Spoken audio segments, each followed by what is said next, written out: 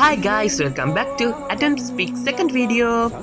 Hi, ඉතින් ඔයගොල්ලෝ පළවෙනි එක බලය නැත්තම් පල්ලෙහා තියෙනවා. ඒක බලලා ඊට පස්සේ මේ වීඩියෝ එක බලන්න ඉන්න කියලා මම ඔයාලට කියනවා. ඔන්න ඊට පස්සේ අපි ආවා ඉන්දිකටු පානකට. ඔන්න වැස්සත් ටික ටික පටන් ගන්නවා. අපි දැන් ඉඳන් තමයි නාන්න පටන් ගන්න සිරිපාදේ ගිහිල්ලා. ඔන්න ඔයගොල්ලන්ට පේන්නේ මේ රත්නපුර පාරේ. එතනින් තමයි සෙට් වෙන්නේ මේ මෙතන මෙතෙන්ට.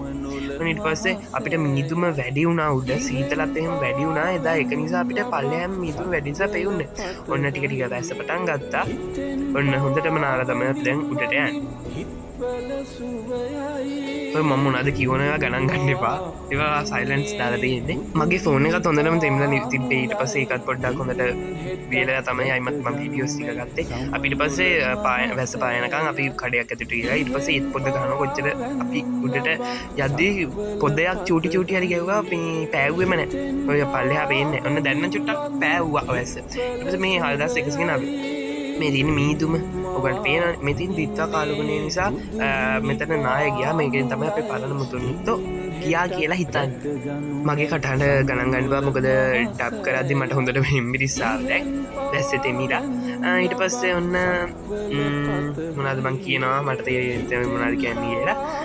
ඊට පස්සේ ඔන්න අපි ශ්‍රීපාද විහාරේ ගාවට ගොඩක් ලං වෙලා තියෙන මෙතන බඩ ගහගෙන ගිහින් මං ඇත්තටම.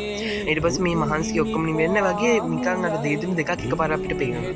ඊට පස්සේ මේ පේනනේ බඩ ගාගෙන යන්නේ මගේ යාළුවා. ඊට පස්සේ මෙතනත් දැස් අපි මෙතනත් ඉඳලා ඊට පස්සේ උඩට ගිහිල්ලා වැඳලා මෙතන අපි ෆොටෝස් එහෙම ගත්තා. එතන උඩ මලවි කියලා මා වීඩියෝ කරන්න මුකුත් එපා කියලා. ඒ නිසා මම ඉතින් මුකුත් කරේ නෑ. ඊට පස්සේ අපි ටිකක් වෙලා මෙතන ඉඳලා ආයිමත් පල්ලෙහාට කරුණා කරා. මගේ තවත් වීඩියෝස් බලන්න මාව සබ්ස්ක්‍රයිබ් කරලා තියාගන්න. එහෙනම් good bye.